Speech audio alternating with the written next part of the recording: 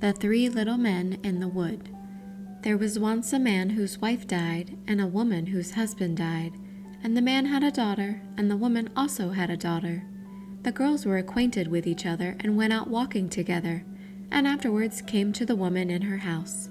Then she said to the man's daughter, "Listen, tell thy father that I would like to marry him, and then thou shalt wash thyself in milk every morning, and drink wine. But my own daughter shall wash herself in water and drink water." The girl went home and told her father what the woman had said. The man said, "What shall I do? Marriage is a joy and also a torment." At length, as he could come to no decision, he pulled off his boot and said, "Take this boot. It has a hole in the sole of it. Go with it up to the loft, hang it on the big nail, and then pour water into it. If it hold the water, then I will again take a wife. But if it run through, I will not." The girl did as she was ordered, but the water drew the hole together, and the boot became full to the top. She informed her father how it had turned out. Then he himself went up, and when he saw that she was right, he went to the window and wooed her, and the wedding was celebrated. The next morning, when the two girls got up, there stood before the man's daughter milk for her to wash in, and wine for her to drink. But before the woman's daughter stood water to wash herself with, and water for drinking. On the second morning stood water for washing and water for drinking before the man's daughter, as well as before the woman's daughter.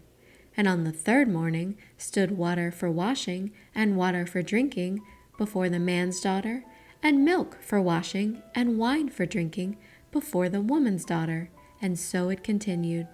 The woman became bitterly unkind to her stepdaughter, and day by day did her best to treat her still worse.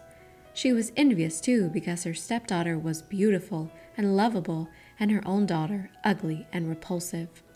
Once in winter, when everything was frozen as hard as a stone, and hill and vale lay covered with snow, the woman made a frock of paper, called her stepdaughter, and said, "Here, put on this dress and go out into the wood, and fetch me a little basketful of strawberries. I have a fancy for some." "Good heavens," said the girl, "no strawberries grow in winter.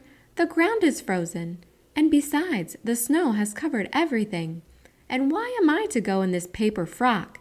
It is so cold outside that one's very breath freezes. The wind will blow through the frock, and the thorns will tear it off my body." "Wilt thou contradict me again?" said the stepmother. "See that thou goest, and do not show thy face again until thou hast the basketful of strawberries." Then she gave her a little piece of hard bread, and said, "This will last thee the day," and thought, "Thou wilt die of cold and hunger outside, and wilt never be seen again by me."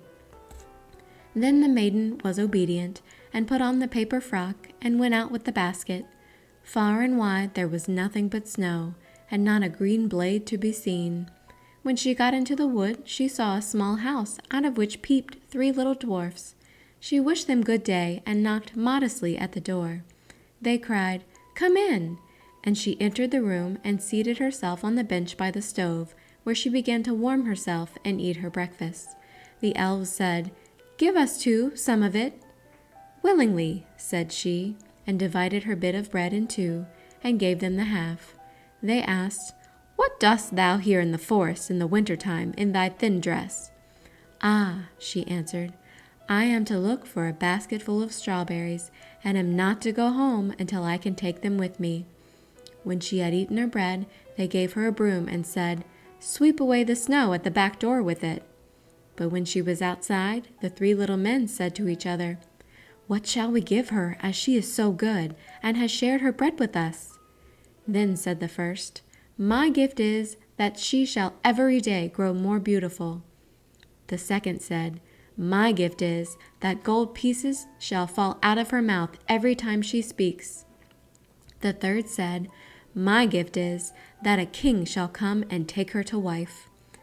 The girl, however, did as the little men had bidden her, swept away the snow behind the little house with the broom, and what did she find but real ripe strawberries, which came up quite dark red out of the snow. In her joy, she hastily gathered her basketful, thanked the little men, shook hands with each of them, and ran home to take her stepmother what she had longed for so much. When she went in and said good evening, a piece of gold at once fell out of her mouth. Thereupon she related what had happened to her in the wood, but with every word she spoke, gold pieces fell from her mouth, until very soon the whole room was covered with them. "Now look at her arrogance," cried the stepsister, "to throw about gold in that way." But she was secretly envious of it, and wanted to go into the forest also to seek strawberries. The mother said, "No, my dear little daughter, it is too cold. Thou mightest die of cold." However, as her daughter let her have no peace, the mother at last yielded, made her a magnificent dress of fur, which she was obliged to put on, and gave her bread and butter and cake with her. The girl went into the forest and straight up to the little house. The 3 little elves peeped out again, but she did not greet them, and without looking round at them and without speaking to them, she went awkwardly into the room, seated herself by the stove, and began to eat her bread and butter and cake. "Give us some of it," cried the little men. But she replied, "There is not enough for myself, so how can I give it away to other people?" When she had done eating, they said, "There is a broom for thee. Sweep all clean for us outside by the back door." "Humph! Sweep for yourselves," she answered. "I am not your servant." When she saw that they were not going to give her anything, she went out by the door. Then the little men said to each other, "What shall we give her, as she is so naughty and has a wicked, envious heart that will never let her do a good turn to anyone?" The first said, "I grant that she may grow uglier every day." The second said, "I grant that at every word she says, a toad shall spring out of her mouth." The third said, "I grant that she may die a miserable death." The maiden looked for strawberries outside, but as she found none, she went angrily home.